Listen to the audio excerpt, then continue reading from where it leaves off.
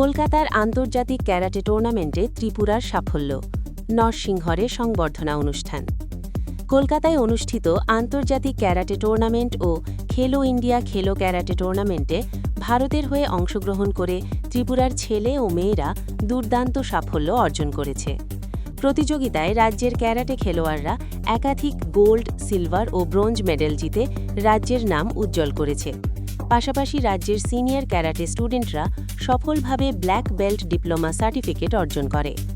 এই কৃতিত্বের স্বীকৃতি ও খেলোয়াড়দের উৎসাহিত করার উদ্দেশ্যে আজ নরসিংগড় টিআইটি মাঠে এক প্রাইজ উইনিং ও সংবর্ধনা অনুষ্ঠান অনুষ্ঠিত হয়। অনুষ্ঠানে প্রধান অতিথি হিসেবে উপস্থিত ছিলেন প্রাক্তন বিধায়ক শ্রী কৃষ্ণধন দাস এবং টিআইটি-এর এইচওডি শ্রী বিদ্যুৎ ভট্টাচার্য। অনুষ্ঠানে মেডেলপ্রাপ্ত ক্যারাটে খেলোয়াড়দের পাশাপাশি উপস্থিত ছিলেন অন্যান্য ক্যারাটে খেলোয়াড়, অভিভাবক অভিভাবিকা ও এলাকার সাধারণ জনগণ।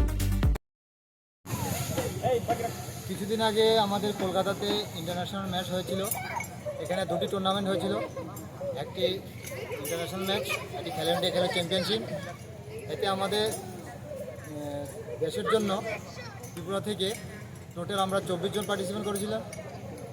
এখানে 10 জন ছিল মেয়ে, 14 জন ছিল ছেলে। তাতে আমাদের এখানে অনেক মেডেল পাওয়া গিয়েছিল।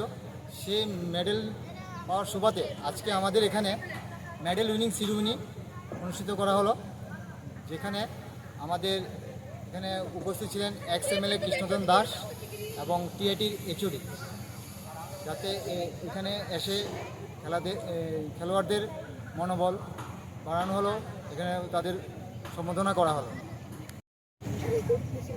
কিছুদিন আগে আমাদের কলকাতাতে ইন্টারন্যাশনাল ম্যাচ হয়েছিল।